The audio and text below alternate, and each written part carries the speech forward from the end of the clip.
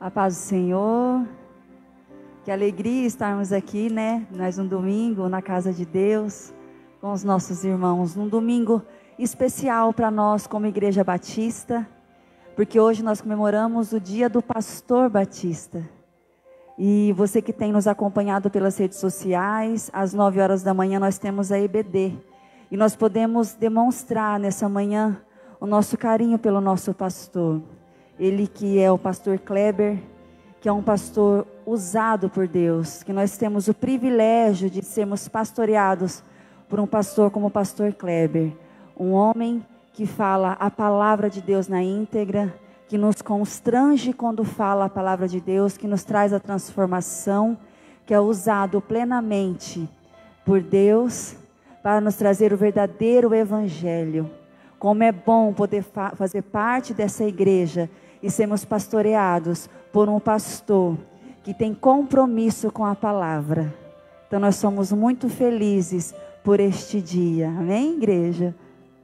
E você que está aí na sua casa, você que conhece o nosso pastor, eu sei também que você está contente de saber que hoje é o dia do nosso pastor. E eu queria começar esse culto lendo lá Salmo 103, do 1 ao 7, se você puder procurar. O Salmo de Davi diz assim: bendize, ó minha alma, o Senhor, e tudo que há em mim, bendiga o seu santo nome. Bendiga, ó minha alma, o Senhor, e não te esqueças de nenhum dos seus benefícios. É Ele quem perdoa todas as tuas iniquidades e sara todas as tuas enfermidades. Quem redime a tua vida da perdição e te coroa de amor e de compaixão. Que enche a tua boca de bens, de sorte que a tua mocidade se renova como a da águia. O Senhor faz retidão e justiça a todos os oprimidos.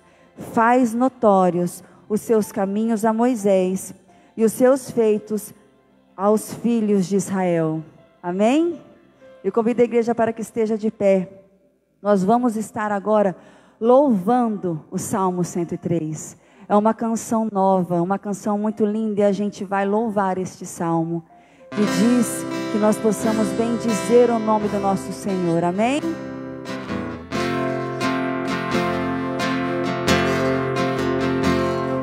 Bendiga, ó minha alma, o Senhor, e tudo que há em mim.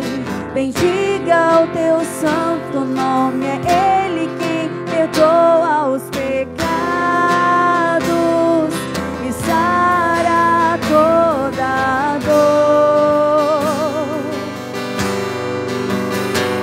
Bendiga, ó minha alma, o Senhor, e se recorde de todos os seus benefícios, pois é Ele quem redime a vida da perdição. É Ele quem enche a minha boca de adoração, renova as minhas forças quando fraco estou. Faz notórios teus caminhos desde a criação, e aos que o temem manifestam seu eterno amor.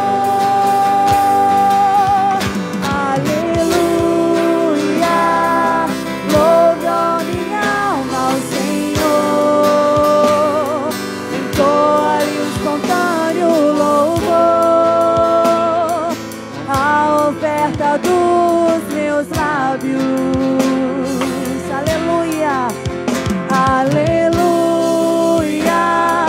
Louve, ó minha alma, o Senhor. Entoa-lhe um puro louvor que nasce do meu coração.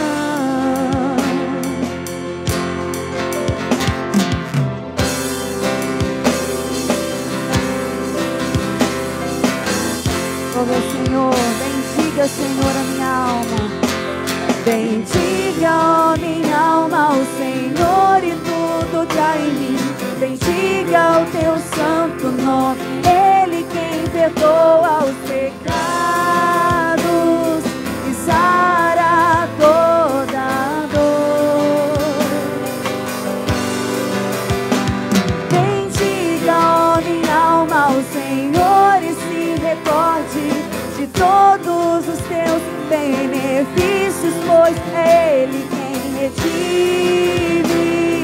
da vida, da perdição. Ele que enche a nossa boca, enche a minha boca de adoração. Renova as minhas forças quando fraco estou. Faz notórios teus caminhos desde a criação.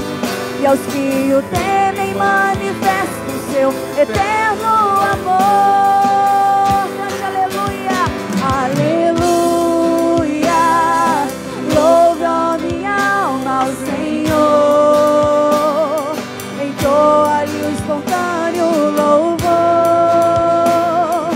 a oferta dos meus lábios.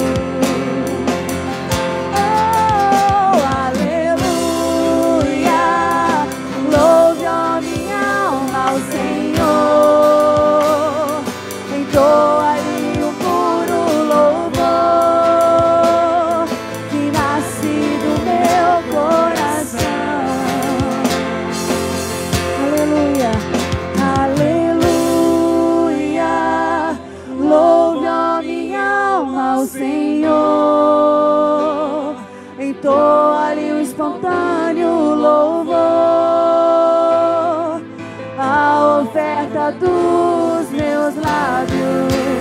Aleluia, aleluia. Louve a minha alma ao Senhor. Entoa-lhe um puro louvor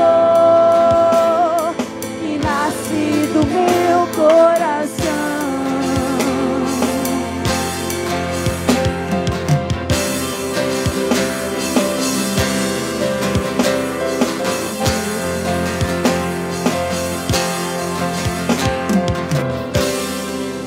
Aleluia.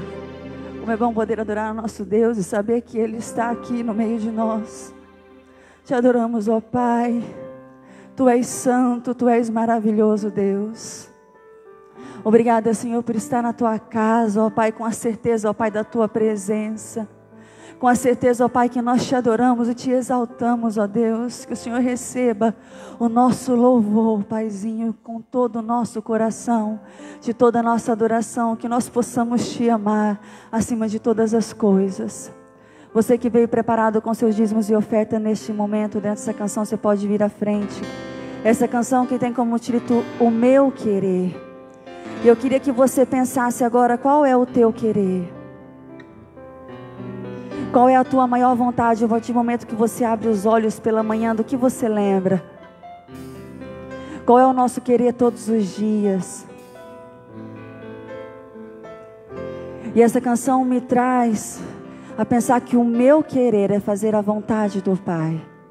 É abdicar daquilo que a minha carne quer. Porque essa luta todos os dias da carne contra o Espírito. Porque se a gente for fazer realmente tudo aquilo que a gente quer todos os dias, nós deixamos de fazer a vontade do nosso Pai. Mas que o nosso querer dia após dia seja fazer a vontade de Jesus. Cumprir aquilo que Ele tem nos chamado para fazer. Porque quando a gente dá a outra face, nós fazemos a vontade de Deus. Quando nós damos um ombro amigo, às vezes, nós estamos fazendo a vontade de Deus.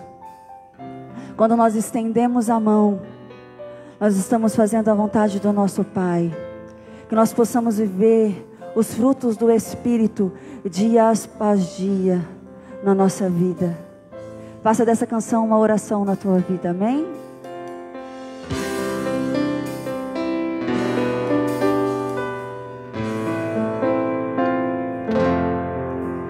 Cada vez que eu abrir a minha boca,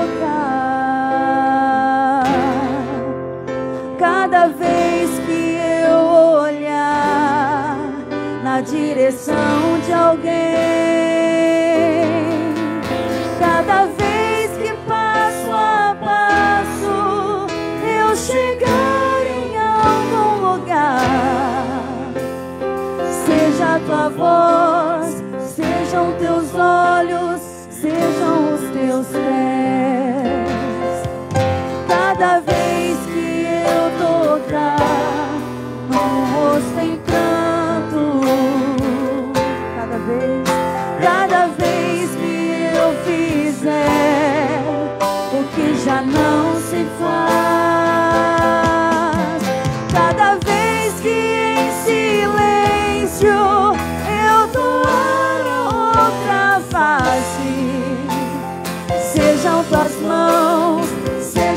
tua graça e o teu amor. Eu quero te servir, eu quero te servir, eu quero te obedecer, viver tua vontade, refletir tua verdade, te honrar com minha vida, em tudo te adorar.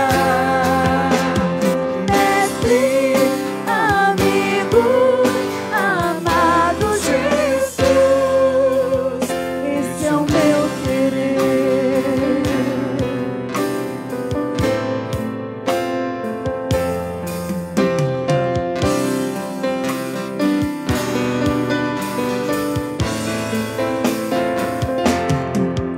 Cada vez que eu tocar num rosto em pranto, cada vez que eu fizer o que já não se faz, cada vez que em silêncio eu dou outra face, serei tuas mãos, vem a tua graça e o teu amor. Eu quero te servir, eu quero te obedecer, viver tua vontade, refletir tua verdade, te honrar com minha vida, em tudo te adorar. Mestre, amigo, amado Jesus, eu quero te servir, eu quero te obedecer, viver tua vontade, refletir tua verdade, te honrar com minha vida, em tudo te adorar. Mestre, amigo, amado Jesus, esse é o meu querer.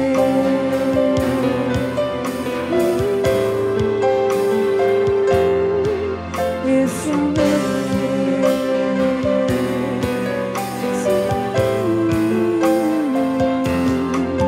Esse é o meu querer.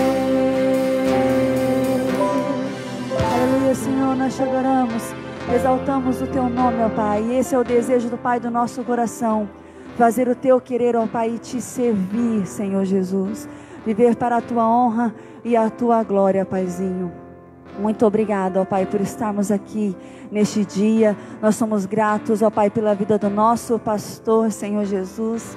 Muito obrigada, Senhor Deus, por estarmos aqui na tua casa, reunidos, Paizinho, com os nossos irmãos, Pai. Obrigado, ó Pai, porque o Senhor, ó Pai, vai falar conosco agora. E eu tenho certeza, ó Pai, que nós seremos edificados e queremos ser transformados dia após dia, segundo a tua palavra, segundo o teu evangelho. Em nome de Jesus, amém. Podemos assentar, igreja. Faça a palavra para o pastor.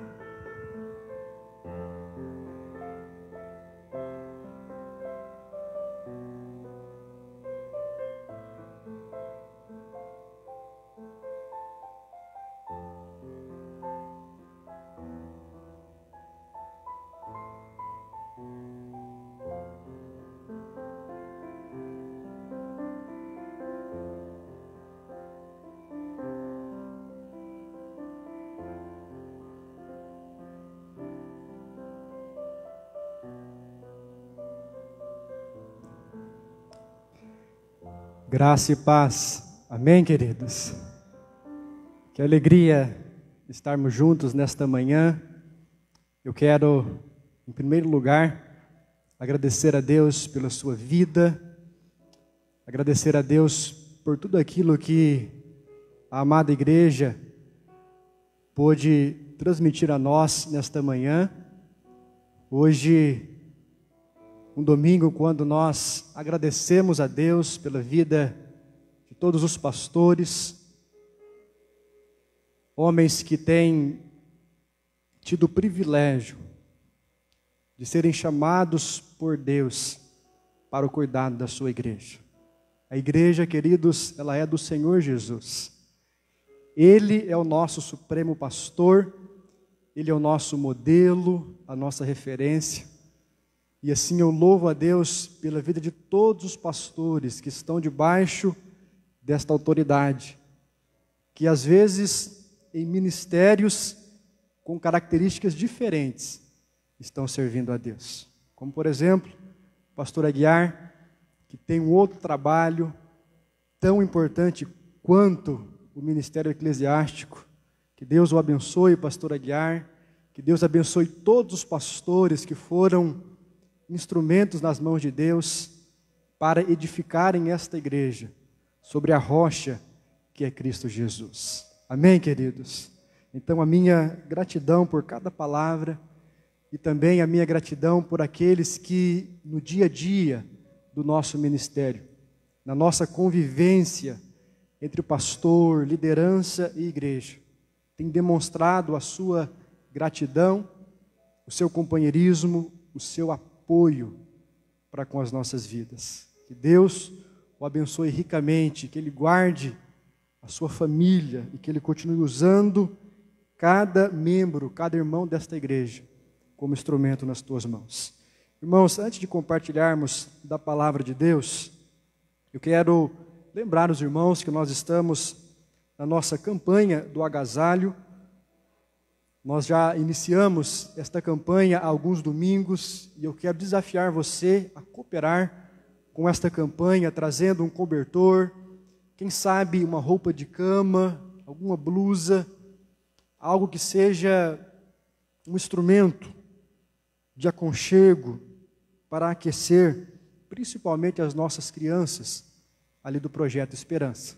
Então está aqui na nossa projeção, esse cartaz digital que está circulando também das nossas redes sociais. Quero fazer um destaque para o nosso Facebook e também agora o nosso Instagram, todo o trabalho que a irmã Elisa tem feito na divulgação das nossas campanhas e também das nossas atividades como igreja. Se você ainda não curtiu a nossa página, ou se você ainda não entrou para acessar e divulgar esse material, o meu apelo é que você faça isso o quanto antes. Use as suas redes sociais, use as redes sociais da igreja para que o evangelho possa atingir um número maior de pessoas. Amém, queridos? Temos também, irmãos, ainda na recepção, uma caixa que foi preparada para que você possa trazer durante as nossas programações um quilo de alimento não perecível.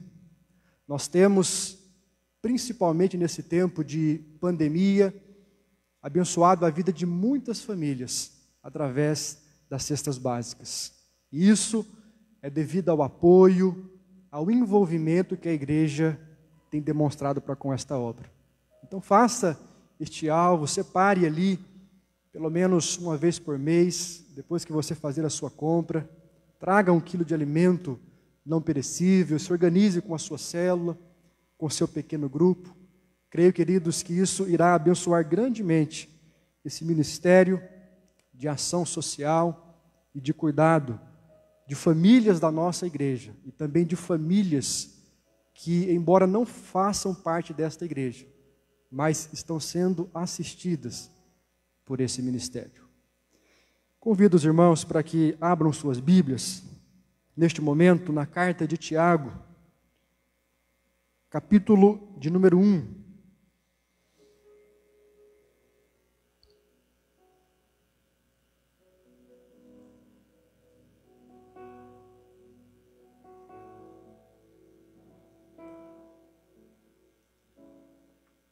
Tiago, capítulo de número 1. Eu quero ler com os irmãos apenas os primeiros 4 versículos e pensar sobre o tema a igreja diante da adversidade.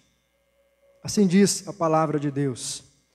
Tiago, servo de Deus e do Senhor Jesus Cristo, as 12 tribos que se encontram na dispersão, saudações.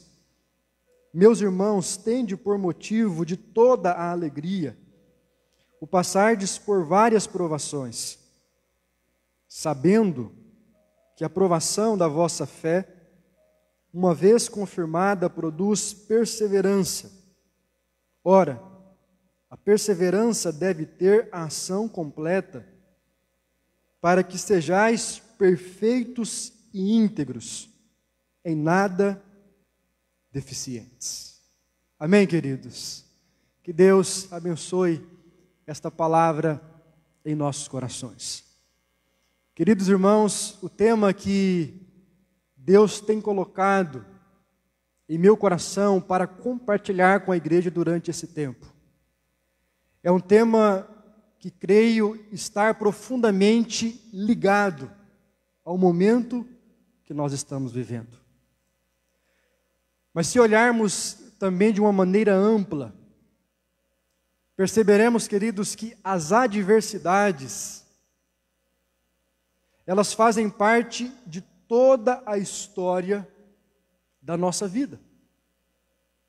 Em outras palavras, viver, queridos irmãos, é estar preparado para enfrentar adversidades. Alguém já disse que a gente já nasce enfrentando dificuldades. A criança, quando ela é acometida ao parto, quer seja ele um parto normal ou por uma ação cirúrgica, o primeiro ar que ela respira, o primeiro oxigênio que entra nos seus pulmões, dizem os especialistas que causa um grande desconforto, uma grande dor. É comum quando a criança nasce, o médico dar aquela palmadinha, a clássica palmadinha, para que a criança chore. E é natural, queridos, a primeira expressão de fôlego de vida, o primeiro som que sai da boca de uma criança é o choro. Não é verdade? Eu me lembro, irmãos, que quando a Júlia nasceu, eu estava ali na vitrine daquele hospital, acompanhando o parto, do começo ao fim, e observando os médicos, os profissionais de saúde, fazendo aquela cesárea, e quando, de repente, a enfermeira trouxe a Júlia, para que nós pudéssemos contemplá-la. Estava ali eu, a minha mãe, a tia Bel, também estava dividindo aquele momento conosco. E eu me lembro, queridos, de olhar para o rosto da Júlia e ela estava emburrada. Como se um desconforto a tivesse encontrado. É claro, depois do banho, depois que se aproximou da mãe, me lembro que a primeira foto que foi registrada da Júlia ouvindo a voz da mãe, ela já estava sorrindo. Porque viver não é apenas adversidade. Viver não é apenas desconforto. Viver também é bom. Viver traz as suas alegrias. E a fé sensata, queridos, é a fé que sabe caminhar entre esses dois polos. É aquela fé que celebra a vida, que vive com entusiasmos essa existência. Mas é aquela fé que não se ilude ao ponto de pensar que a vida é um mar de rosas. É a fé que não pensa que a vida é feita apenas de maravilhas. E a fé equilibrada também é aquela fé que sabe que a vida tem as suas adversidades, possui os seus percalços, mas esses percalços também não estão na nossa vida o tempo todo e em todos os momentos. E esses percalços, muitas vezes, são instrumentos de Deus para nos amadurecer. Por isso que a Bíblia diz que todas as coisas cooperam para o bem daqueles que amam a Deus. Charles Cotton, ele diz que a adversidade é um trampolim para a maturidade. Eu diria, queridos, que em um certo ponto esta é uma verdade. Porque muitas pessoas, quando estão passando pela adversidade, elas crescem. Muitas pessoas, quando estão passando pelos problemas, elas amadurecem e elas descobrem capacitações que elas nem imaginavam que possuíam. Às vezes, uma adversidade tem o poder de fazer você priorizar aquilo que é essencial. Muitas vezes, a adversidade vem sobre nós e ela nos chacoalha e faz a gente voltar para o eixo daquilo que é bom, daquilo que é justo, daquilo que é nobre. Como tem sido o caso da pandemia na vida de muitas pessoas. Há pessoas, queridos, que estão refletindo sobre a sua fé. Há pessoas que estão voltando para Deus. Há pessoas que estão valorizando mais a família, o casamento, os filhos, porque viram nessa adversidade a brevidade da vida, a limitação do dinheiro, e como o momento com a família, como um abraço, como um beijo, são coisas que fazem parte do nosso maior patrimônio. O maior patrimônio que nós temos não é o dinheiro. O maior patrimônio que nós temos, queridos, são as pessoas que Deus coloca ao nosso lado. O maior patrimônio que nós temos é a nossa família, é a nossa igreja, são os nossos amigos. Aquilo que nós levamos desta vida não se mede por o preço de um bem material. A vida que você leva, a vida que você carrega depois dessa existência é a vida que você viveu. Alguém já disse que a única coisa que se leva desta vida é a vida que se leva, ou a vida que se tem. O que vale, queridos, no fundo, são os relacionamentos. São as coisas que realmente produzem sentido para a nossa alma. John Collins, ele diz que os nossos amigos conhecem-nos na prosperidade, mas nós conhecemos os nossos amigos na adversidade. Você jamais conhecerá uma pessoa simplesmente vivendo momentos bons ao lado dela. Porque a nossa verdadeira essência, queridos, ela vai brotar diante do problema, é diante da adversidade que o nosso eu é revelado. Friedrich Nietzsche, embora criticado por muitos no seu pensamento, ele escreveu algo interessante a respeito das provações. Eu não sei se você sabe, mas Friedrich Nietzsche, ele vem de uma tradição protestante. A sua família, os seus pais compartilhavam desta fé. Se você ler alguns dos seus escritos, você perceberá que Nietzsche, ele traz uma linguagem também, por vezes, muito teológica, até mesmo bíblica, em alguns momentos, aparentemente, um estilo profético.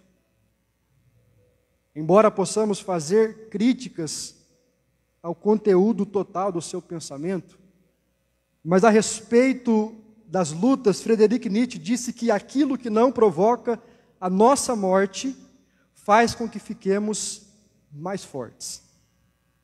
Aquilo que não te mata, te fortalece. Por isso, queridos, faz tão bem os obstáculos na nossa vida. Mário Sérgio Cortella, ele disse que ele valoriza muito aqueles que se opõem a ele. Ele diz que a voz do crítico, a voz daquele que o incomoda, é uma grande bênção na sua vida. E ele explica esse pensamento dizendo que são os seus inimigos, ou são as pessoas que se colocam como obstáculo diante dele, que os faz crescer. Uma pessoa, queridos, que só vive num ambiente de bajuladores, ela não cresce.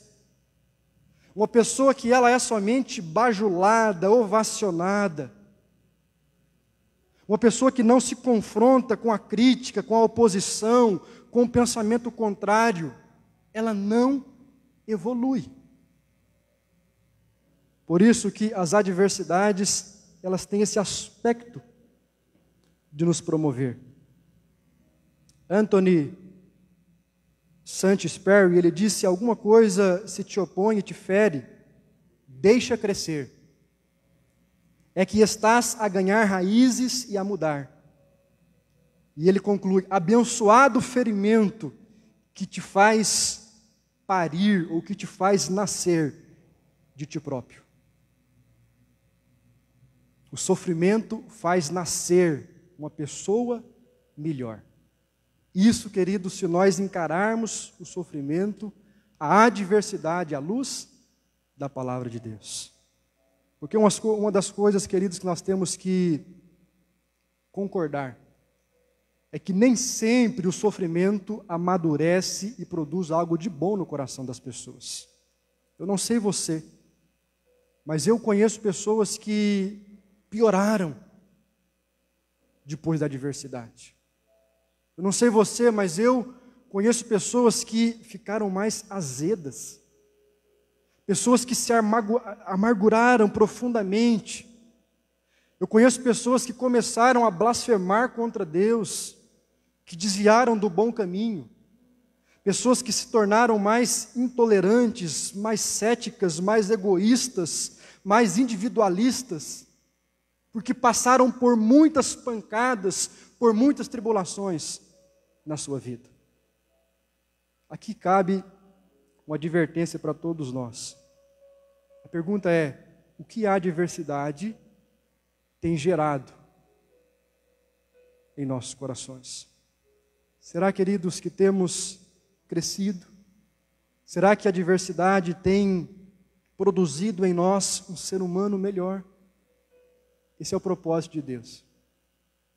Tudo o que acontece de aparentemente negativo na nossa vida não é para nos derrotar, não é para nos diminuir, não é para que nós possamos retroceder, não. É Deus nos preparando para avançar. É Deus, queridos, trabalhando na nossa vida qualidades e aptidões que nós nem sequer sabíamos que tinha. Quantas coisas a gente descobre no dia da angústia a respeito de nós. Mas hoje pela manhã eu quero compartilhar com os irmãos apenas um ponto que diz qual deve ser a atitude da igreja diante da adversidade. Como que nós precisamos nos comportar diante das lutas do mundo, do Brasil, da cidade, da nossa família, da nossa igreja. Será que temos que ficar indiferentes? Será que temos que envolver profundamente o que a Bíblia requer de cada um de nós? E eu diria, queridos, que olhando para esse texto da palavra de Deus, a igreja, em primeiro lugar, ela precisa, diante da adversidade, tomar conhecimento da real situação que compõe a adversidade. A igreja não pode estar alheia aos problemas do mundo. Pastor, mas não tem nada a ver comigo. É o velho ditado, né? Quem pariu Mateus, que balanga o berço. Quem fez a tragédia, que resolva. Pastor, já basta as minhas lutas, as minhas adversidades. Essa não é a postura de um cristão. Esse texto que nós lemos nos mostra que Tiago, ele estava ciente das adversidades que aquela igreja estava passando. No versículo 1, queridos, a Bíblia mostra que eles estavam dispersos. Eles perderam o seu território, a sua nação, o seu conforto geográfico. Isso por causa de uma perseguição que se levantou sobre os cristãos que viviam em Jerusalém. Mas essa não é a única adversidade desse povo. E hoje pela manhã, eu quero convidar você a meditar em vários textos bíblicos de Tiago. Porque a gente lê Tiago pensando assim, olha, o problema de Tiago, o problema daquela igreja era perseguição. A tragédia daquela igreja é que eles estavam fugindo por causa da sua fé. E isso é verdade, mas não é tudo.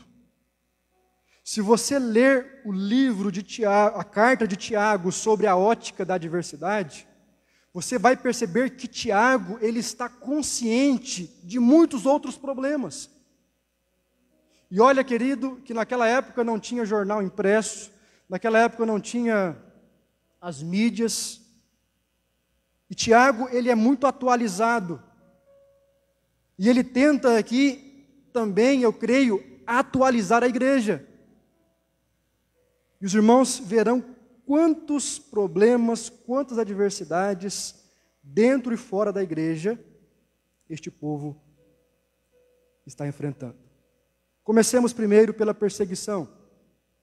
Tiago, capítulo 1, versículo 1, ele diz que esta carta, ela é endereçada às 12 tribos que se encontram na dispersão. Ou seja, são judeus que tiveram que fugir, que sair às pressas de Jerusalém, porque eles estavam sendo perseguidos. Segundo, havia naquela época pessoas desamparadas e desprotegidas. Veja Tiago capítulo 1, versículo 27. A religião pura e sem mácula para com o nosso Deus e Pai é esta: visitar os órfãos e as viúvas nas suas tribulações, e a si mesmo guardar-se incontaminado do mundo. Tiago, queridos, sabia que havia viúvas, que havia órfãos no seu tempo. E aqui a gente tem que olhar não apenas para o órfão e para a viúva, mas para todos aqueles que representam o desamparo, para todos aqueles que representam o abandono, para aqueles que estão na sarjeta da vida, para aqueles que não têm com que se manter. Mas Tiago também vê um outro problema. No capítulo 2, versículo 1 ao 6, Tiago contempla a discriminação de classes. Acompanhe comigo. Tiago, capítulo 2, versículo 1, a Bíblia diz assim: meus irmãos, não tenhais a fé em nosso Senhor Jesus Cristo, o Senhor da glória, com acepção de pessoas. Se, portanto, entrar na vossa sinagoga algum homem com anéis de ouro nos dedos e com trajos de luxo, e entrar também algum pobre andrajoso, e tratardes com deferência o que tem os trajos de luxo, e lhe disserdes: tu, assenta-te aqui em lugar de honra, e disserdes ao pobre: tu, fica ali em pé, ou assenta-te abaixo do estrado dos meus pés, não fizestes distinção entre vós mesmos? E não vos tornastes juízes tomados de perversos pensamentos?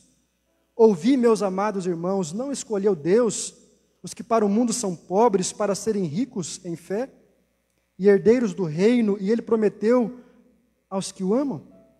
Entretanto, vós outros menosprezastes o pobre. Não são os ricos que vos oprimem? E não são eles que vos arrastam para os tribunais? A gente tem que ler a Bíblia assim, queridos, entendendo o contexto. Tiago está falando de um problema social. Tiago está dizendo: olha, há no meio de vocês acepção de pessoa. Tem gente que ovaciona, tem gente que coloca num pedestal o rico, mas o pobre ele despreza. Esse é um problema, queridos, clássico de discriminação, que não acontece apenas hoje, mas acontecia no tempo de Tiago. Outra coisa, há no contexto de Tiago também a opressão de classes. Uma coisa é a discriminação, outra coisa é a opressão. No versículo 6 do capítulo 2 ele diz: entretanto, vós outros menosprezastes o pobre. Não são os ricos que vos oprimem, não são eles que vos arrastam para os tribunais. Havia, querido, um problema social no contexto de Tiago. Os ricos oprimiam o pobre.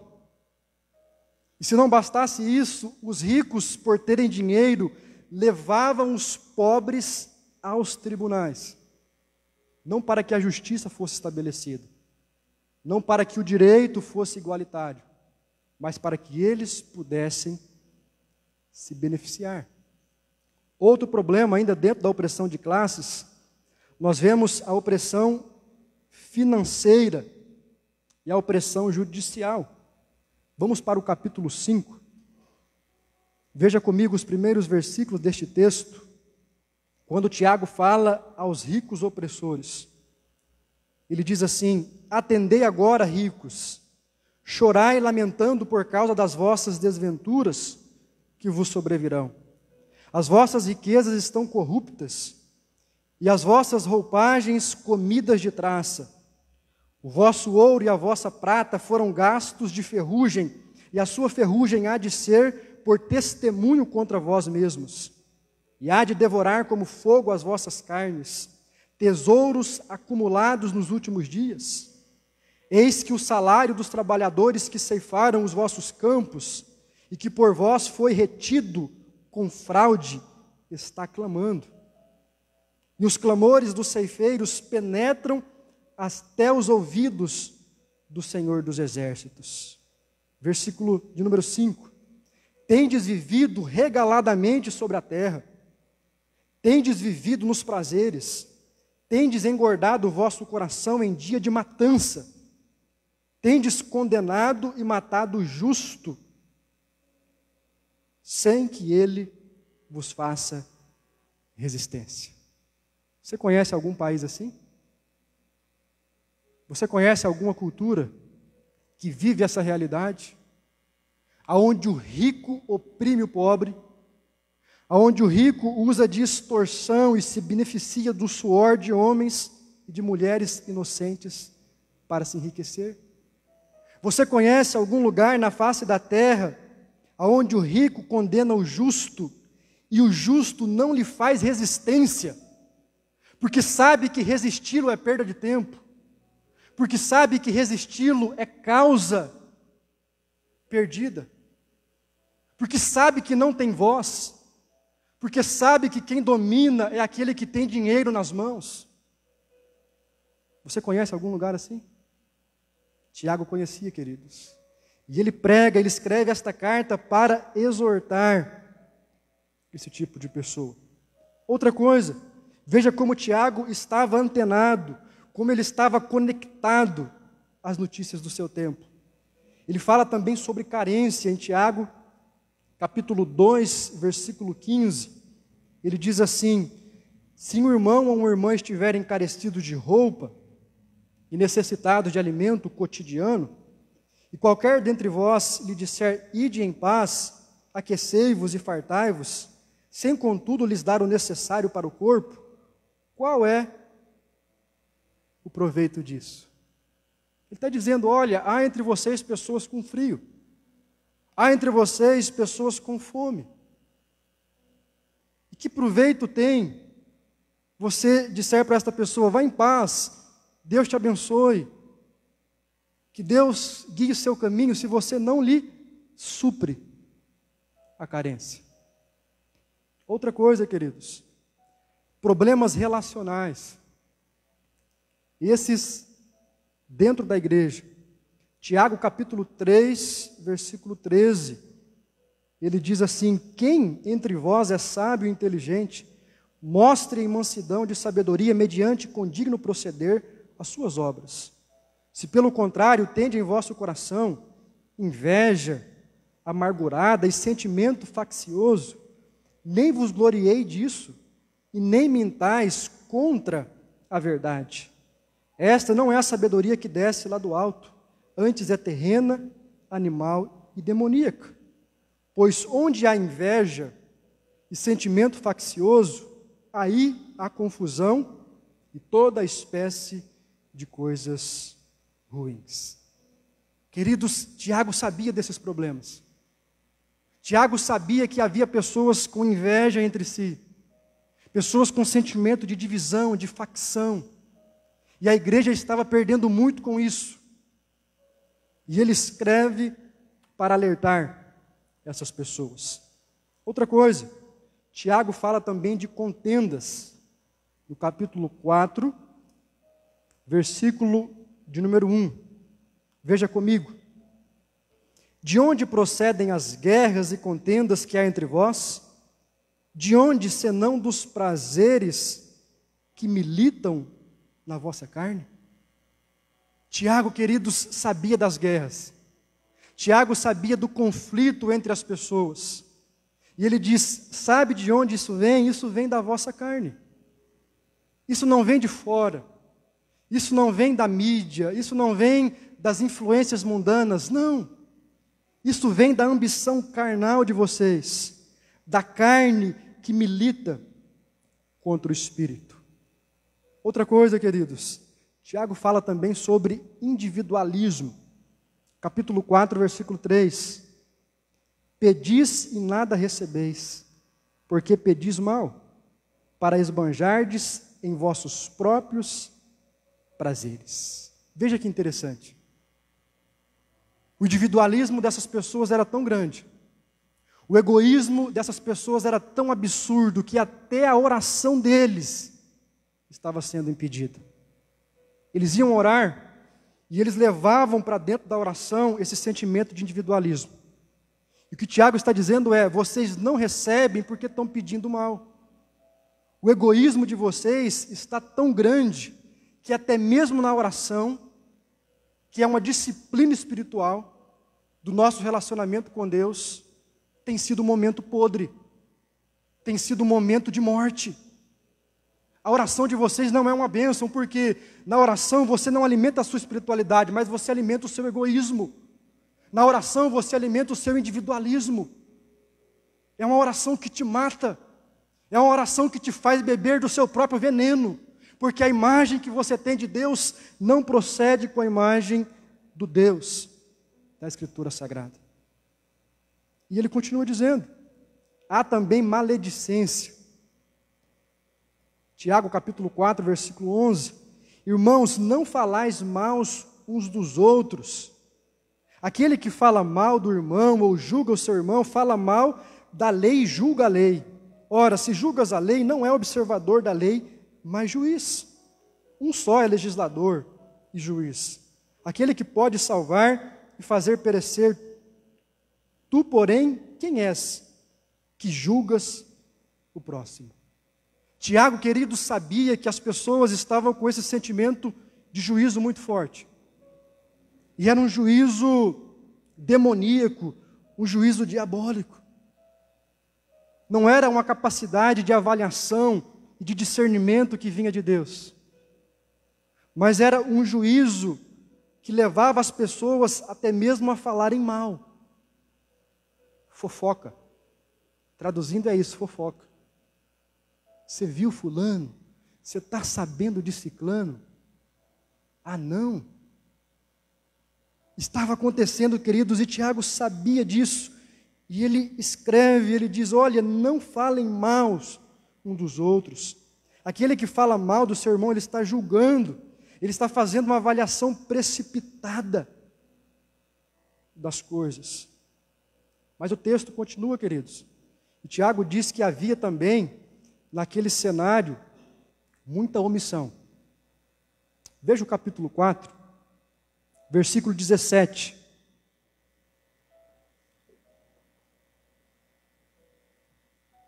Portanto, aquele que sabe que deve fazer o bem e não faz, nisso está pecando. Irmãos, como Tiago é amplo.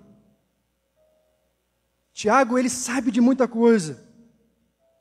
Ele sabia dos pecados, dos delitos, mas ele sabia também da omissão. Tiago sabia que havia pessoas naquela igreja que sabiam fazer o bem, que tinham dons, que tinham talentos, que tinham condições de cooperarem mais com a obra de Deus, mas estavam omissos. Aí ele diz, olha, se vocês sabem fazer o bem, façam. Olha, se o mundo está sofrendo, se tem alguém na igreja com uma certa adversidade, se o seu vizinho está numa situação capenga e você sabe como socorrê-lo, e você tem condição de se envolver com a necessidade dele, e você não faz, você está pecando. Outra coisa, queridos, em último lugar, Tiago sabia que havia pessoas enfermas. Tiago sabia que havia pessoas doentes. No capítulo 4,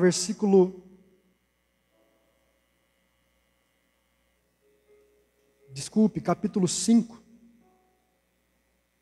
versículo 4.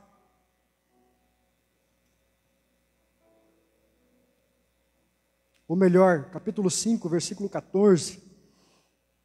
Ele diz: se está alguém entre vós doente, chame os presbíteros da igreja e estes façam oração sobre ele, ungindo com óleo em nome do Senhor. E a oração da fé salvará o enfermo, e o Senhor o levantará, e se houver cometido pecados, ser-lhe-ão perdoados. Veja, queridos, como Tiago é amplo. Aqui apenas para ficarmos com alguns textos, mas se olharmos com atenção para esta carta, veremos muitas outras adversidades que Tiago, o servo de Deus, e a igreja da qual estava sob os seus cuidados, estavam sabendo. Lembra do primeiro e único ponto desta mensagem? Pastor, como a igreja deve agir diante da adversidade? Tomando conhecimento da real situação que compõe a adversidade. Você não é obrigado a saber de tudo. Mas, biblicamente falando, você precisa ter vontade, ter desejo de saber das coisas. De saber das necessidades. Ser igreja é isso, queridos. Deixa para o pastor. Deixa para o ministério diaconal. Amém. Esse é o nosso chamado. E como é gostoso servir as pessoas. Mas isso é um privilégio que Deus não quer deixar só nas nossas mãos. Este é um mandamento que não está sobre os ombros apenas da liderança, mas é um mandamento à igreja. É a igreja que deve se envolver com os problemas do mundo. É a igreja que deve estar antenada sobre aquilo que está acontecendo. A gente não pode ser alienado da realidade. A gente não pode, queridos, entrar numa estufa e nos blindar dos acontecimentos que estão à nossa volta. Essa atitude não é a atitude de um cristão. Pastor, mas por que nós temos que tomar conhecimento da real situação que compõe a adversidade? Por que eu não posso me desvencilhar de qualquer tipo de informação? Por que eu não posso viver o meu mundo? Por que eu não posso trabalhar a semana inteira e pescar no final de semana e o mundo que se lasque? E a igreja que prossiga com seus alvos? Por que, pastor, que eu tenho que ter essa responsabilidade de saber quem está doente, de saber quem está sofrendo, de unir com os projetos de oração, de doar, de perguntar? Por que, pastor? Primeiro, para você não subestimar a adversidade. Essa é a primeira causa. Quando você conhece a realidade, quando você sabe as lutas que as pessoas estão enfrentando, você não tenta tapar o sol com a peneira. Agora, se você não sabe, aí é difícil. Imagine, né?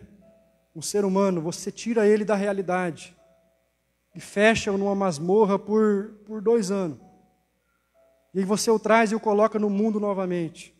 Ele não tem notícia, ele não tem informação, ele não sabe o que aconteceu nesse tempo, ele não sabe discernir a realidade. É óbvio que ele vai subestimar os problemas. É óbvio que ele vai falar bobeira quando você lançar diante dele uma adversidade. Ele subestima, ou seja, ele desconsidera, não porque ele seja mau, não porque ele seja perverso, mas simplesmente porque ele não conhece. Quem não conhece, queridos, fala qualquer coisa. Quem não conhece, não sente. Há um ditado popular que diz, né, que o que os olhos não vê, o coração não sente. É verdade. Se você não vê o drama, se você não se coloca no lugar da outra pessoa, você não vai sentir. A gente chora, a gente sente, a gente se envolve, mas antes de fazer isso, nós precisamos contemplar a adversidade.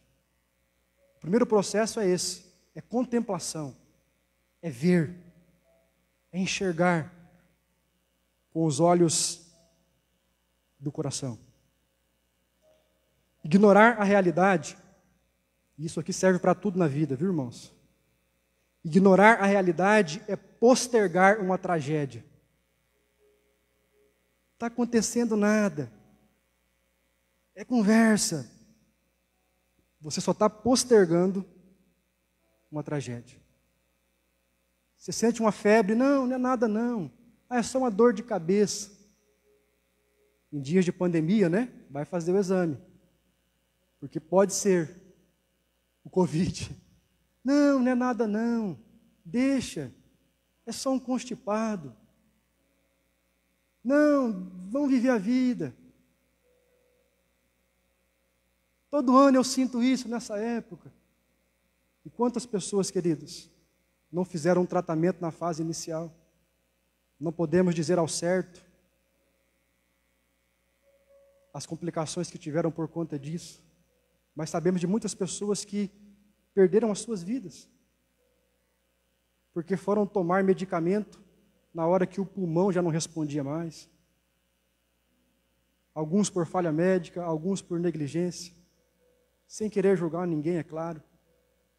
Mas um problema postergado, ele pode trazer na sua vida uma grande tragédia. Por isso que quando você identifica na vida do seu filho um problema, um sintoma preocupante, trate-o. Vá em cima, coloque as mãos. Não, deixa que a natureza se encarrega de resolver. Deixa que a vida ensina. Cuidado, querido, você pode estar postergando uma grande tragédia na sua vida, por não conhecer a realidade e subestimar o problema. Segundo, por que a gente deve conhecer a real situação da adversidade? Para não superdimensionar a adversidade. Um defeito, queridos, é subestimar, é suprimir, é dizer que não existe nada. O outro defeito é superdimensionar, colocar a adversidade num posto que ela não está. E aí a gente se enche de medo, a gente se enche de pânico, de desespero, como aconteceu com muitos, principalmente no início dessa pandemia. Você lembra do desespero? Do alvoroço? Lembra? O que isso gerou? Nada de bom. Superdimensionar o problema e ficar com medo, com pânico, desesperado, não vai ajudar você em nada. Por isso é preciso que você conheça o problema, as possíveis soluções, o que pode ser feito, o que compete a você, o que compete a Deus. Porque tem gente, queridos, que acha assim, tudo compete a Deus. Não, tem coisas que competem a você. Tem gente que acha, pastor, está tudo na mão de Deus, o que Deus quiser que aconteça, vai acontecer. Quem tiver de ficar doente, vai ficar doente. Quem tiver de morrer, vai morrer e vida que segue. Aonde você leu isso, querido? Que Bíblia que você tem na sua mão? Que Deus é esse? Um Deus fatalista? Que escreve uma tragédia para a humanidade? Não, não, não. Deus exige de nós um compromisso. Nem todas as pessoas que morrem, queridos, é por causa da vontade de Deus. Nem todas as pessoas que ficam doentes é porque Deus quis. Do contrário, ninguém precisava passar por julgamento. Se tudo foi escrito por Deus, ninguém é réu, ninguém é culpado, ninguém é assassino. Do contrário, não existia mais político corrupto. Político que mata por não investir na saúde. Não, foi Deus que quis que a saúde fosse essa tragédia. Foi Deus que quis que não tivesse infraestrutura. Foi Deus que quis que o Brasil vivesse nessa balbúrdia. Quando a gente faz esse raciocínio, a gente desresponsabiliza as pessoas. E essa não é a mensagem do Deus da Bíblia. O Deus da Bíblia te deu livre-arbítrio, Ele te deu autonomia. Quando você age com sabedoria, com bom senso, E com discernimento da palavra de Deus, você pode evitar uma tragédia na sua vida e na vida de outras pessoas. Não é assim, Deus faz tudo, independente de nós. Não é assim. Deus tem uma história para cada um de nós. Isso é fato. Mas nem sempre a gente vive. Tem muita gente que morre antes da hora. Tem muita gente, queridos. Nem toda morte, quando você olhar para um caixão, não pense que aquela morte, ela foi sempre da vontade de Deus. Algumas sim. Algumas Deus chamou para si. Mas quantas não foram imprudência? Quantas não foram o próprio pecado? Quantas não foram promovidas pela mão da tirania dos políticos? Quantas, queridos, se tivessem um atendimento médico na hora certa, não precisariam ter passado por aquilo? Por isso que Karl Marx, embora possamos fazer várias críticas ao seu pensamento como um todo, mas vejo que ele tinha razão numa declaração, quando ele disse: a religião é o ópio do povo. Porque há pessoas que têm uma religião que o deixa no estado de torpor. Tira a lucidez. Por que você está nessa situação, querido? Deus quis assim, será? Pastor, por que o Brasil está desse jeito? É Deus que quis, irmãos. Não é. Deus não quis. Deus não desejou essa tragédia, assim como Ele não deseja. E por isso, queridos, que a igreja está nesse mundo para levar o reino. Quando você se forma em medicina e você faz um bom trabalho, você está cumprindo com a vontade de Deus. Mas quando você é um mau médico displicente, que faz um tratamento de qualquer jeito e pode levar pessoas a perecer por causa disso, você não está sendo um instrumento do Altíssimo. Assim é o pastor, assim é o professor. Há professores que educam para a vida, mas há professores que educam para a morte. Então a gente tem que ampliar a nossa lógica. Não é tudo da vontade de Deus. Você precisa entender que o mundo está debaixo do pecado. Depois que o pecado entrou no mundo, não é só a vontade de Deus. Depois que o pecado entrou no mundo, há as consequências do pecado. A gente vive, querido, debaixo dessas consequências, por isso que o inocente morre. Por isso que crianças são assassinadas por pais tiranos, são abusadas por pessoas esdrúxulas. E você não pode dizer, foi da vontade de Deus, essa criança tinha que passar por isso mesmo. Não tinha, querido. Deus chora com a tragédia dessa pessoa. Deus, quando vê a pobreza no mundo, Ele chora. Deus, quando vê a opressão, Ele chora. Deus, quando vê a corrupção, Ele se incomoda. Você imagina um Deus pacífico, né? Um Deus que escreve uma história de tragédia. Está tudo pré-determinado, não adianta eu fazer mais nada. Está tudo na agenda de Deus, não está, querido? Essa é a grande beleza do Evangelho. Deus te chamou para salgar a terra. Deus tem uma história para você e você pode cumprir ou não. Você pode cumpri-la toda ou você pode cumpri-la em partes. Quer um exemplo? Moisés. Você acha que Deus escreveu: Moisés, eu quero que você não entre na terra prometida? Você acha que Deus determinou: eu quero que a nação de Israel morra no deserto? Deus sabia que isso ia acontecer, pela sua onisciência. Mas Deus não fez esse projeto para eles. O projeto de Deus, queridos, é que eles saíssem, caminhassem pelo deserto e chegassem na terra de Canaã. Mas a atitude deles, o pecado deles, fez com que a vontade de Deus não acontecesse na vida deles e viesse a acontecer na próxima geração. E assim é na nossa vida. Deus tem uma história para nós. Deus tem um envolvimento para nós diante da tragédia. Nós não podemos dizer, não, é tudo da vontade de Deus. O que tiver de acontecer, vai acontecer. Não vai. Não vai. A sua responsabilidade contribui para o final da história. Contribui. O tipo de empresário que você é, o tipo de pai que você é, o tipo de membro de igreja que você é, está contribuindo para tudo. A sua vida influencia. a sua vida somada às outras vidas, no envolvimento coletivo e social, pode determinar o nosso sucesso ou o nosso fracasso. Precisa ler a Bíblia mais assim, queridos. No mundo que jaz no maligno, nem tudo que acontece é da vontade de Deus. Para usar uma linguagem humana, Deus chora ao ver a opressão, a desigualdade. Deus chora. Primeiro porque Ele sabe que aquilo é consequência do pecado. Depois Ele vê que aquilo é consequência de pessoas que estão se entregando nas mãos de Satanás para promoverem o mal. E cabe a nós, como cidadãos do reino, assumirmos o nosso papel. Em último lugar, pastor, por que conhecer a real situação? Por último, queridos, para você se envolver com a adversidade. É só para isso. Se envolver orando, se envolver agindo, com discernimento e sensatez. Com equilíbrio, com lucidez, com prudência e com bom senso. Não se esqueça, tudo que Tiago escreveu aqui, não saiu da sua cabeça. Não é uma carta aleatória. A primeira coisa que Tiago ficou informado foi da real situação. E aí, ele agiu. E aí, ele se envolveu.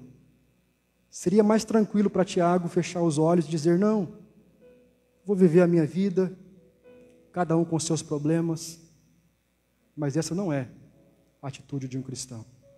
O cristão, querido, ele busca a verdade, ele busca conhecer a situação, porque ele sabe que o seu papel como servo de Deus é imprescindível para a transformação e para a construção de uma nova realidade.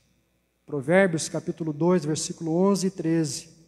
Eu encerro as minhas palavras lendo esse texto da palavra de Deus.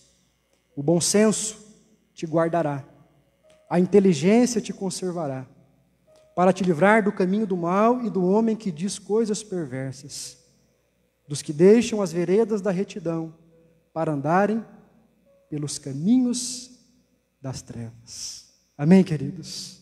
Que imbuídos desta palavra, que com o discernimento e a sabedoria que vem do Espírito Santo de Deus, possamos nos envolver com todas as adversidades. Você, cristão, precisa saber o que está acontecendo no mundo.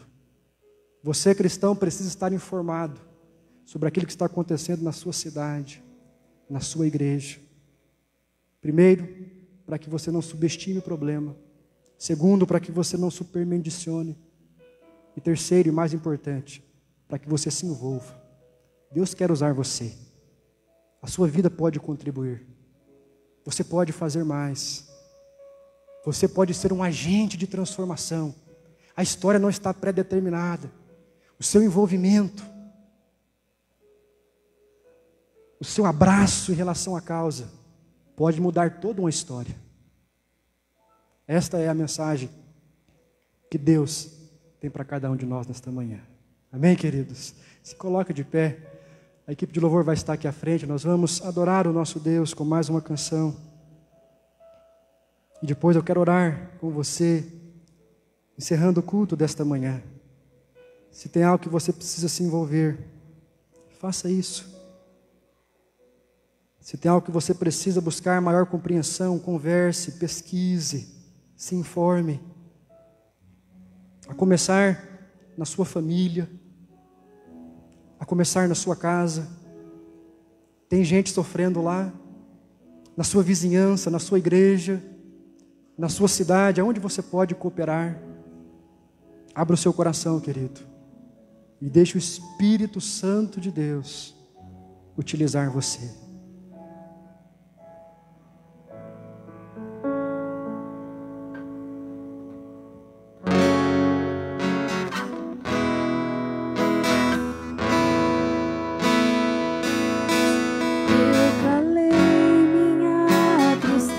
Olhando nos teus olhos e afoguei as minhas lágrimas no teu peito.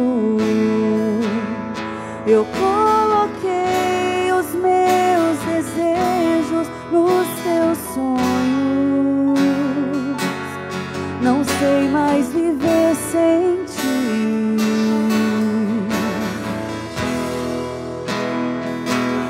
Estou seguindo meu caminho, me guio por teus passos. Minha vontade eu apoiei na tua lei, na tua identidade eu descobri quem sou. Você me atrai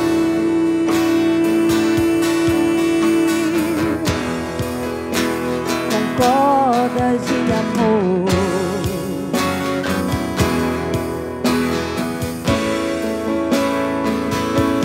Você me leva ao deserto pra falar de amor.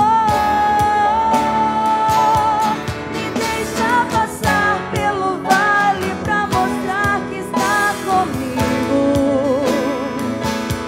Me põe no meio da tempestade, pinta um arco-íris pra me dizer no fim que a tua fidelidade não acabou.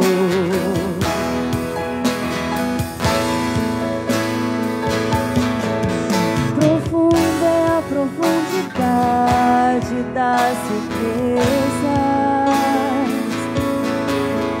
da glória que do céu desceu. Em nosso meio habitou em graça e em verdade, pra me mostrar quem Deus eu tenho um Pai. Eu achei o meu esconderijo debaixo de tuas asas. Na rocha minha casa eu construí, e nenhum vento poderá me derrubar. Eu encontrei o meu lugar em ti. Você me leva ao deserto pra falar de amor. Me deixa passar pelo vale pra mostrar que está comigo. Põe no meio da tempestade, pinta um arco-íris pra me dizer no fim que a tua fidelidade não acabou.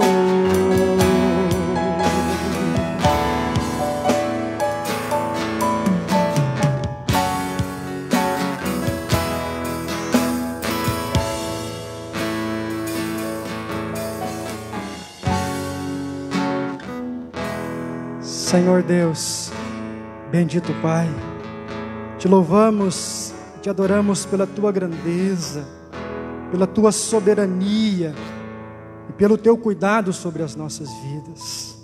Pai, nesta manhã nós clamamos pela tua igreja, clamamos, ó Deus, pelo teu povo, pedimos do Senhor o discernimento espiritual, pedimos, Pai, do teu Espírito a capacidade de conhecermos e de entendermos a realidade como ela é. Pai, livra-nos das superstições, livra-nos, Pai, das informações falsas, livra-nos, ó Deus, da apatia, do egoísmo, da indiferença, e que o Senhor nos dê esta capacidade, esse desejo de buscarmos a cada dia, conhecermos o drama, a luta e a adversidade do mundo ao qual nós estamos vivendo, porque sabemos, Pai, que essa é a nossa missão, sabemos, Pai, que o Senhor quer nos usar, o Senhor quer conduzir as nossas vidas com sabedoria, com bom senso, com prudência, para que sejamos instrumentos nas tuas mãos, para que sejamos, Pai, agentes de transformação e de mudança da nossa realidade.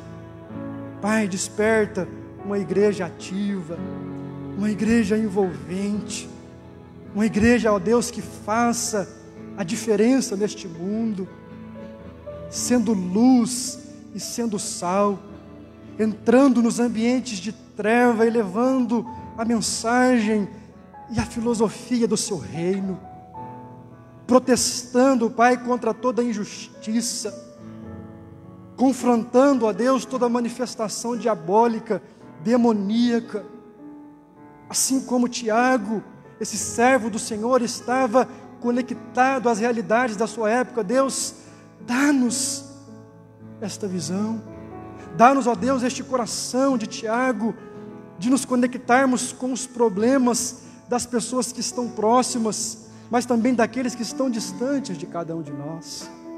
Livra-nos, meu Deus, do individualismo, livra-nos, Pai, de uma fé que não altera, de uma fé que não promove mudança. Livra-nos, Pai, de uma fé irrelevante, de uma fé que não encarna a mensagem do seu Evangelho, confrontando toda a manifestação das trevas, tudo aquilo, Pai, que o pecado, como consequência, tem colocado sobre nós. Dá-nos, ó Deus, a graça, dá-nos, ó Deus, o privilégio de cumprirmos com a nossa missão, e que nesse tempo, Pai, de adversidade, o Senhor nos dê realmente o discernimento espiritual para que possamos crescer e amadurecer na nossa fé. Deus, que ninguém retroceda, que ninguém perca os seus valores, os seus princípios, mas que todos nós, como uma só igreja, como um só povo, possamos aprender do Senhor as lições que o Senhor quer nos ensinar. Abençoa, Pai, a tua igreja, guarda cada família que está aqui representada, dá-nos um restante de dia e um restante de semana abençoado por Ti. Usa-nos, ó Deus, como instrumento de bênção nas Tuas mãos. É o que nós Te pedimos, gratos por tudo que o Senhor tem feito por nós. Em nome do Teu Filho Jesus Cristo. Amém e amém. Os irmãos podem se assentar. Quero convidar você, nesse instante, a mais uma vez abaixar a sua cabeça. E assim, queridos, com oração silenciosa, nós estaremos encerrando o culto desta manhã.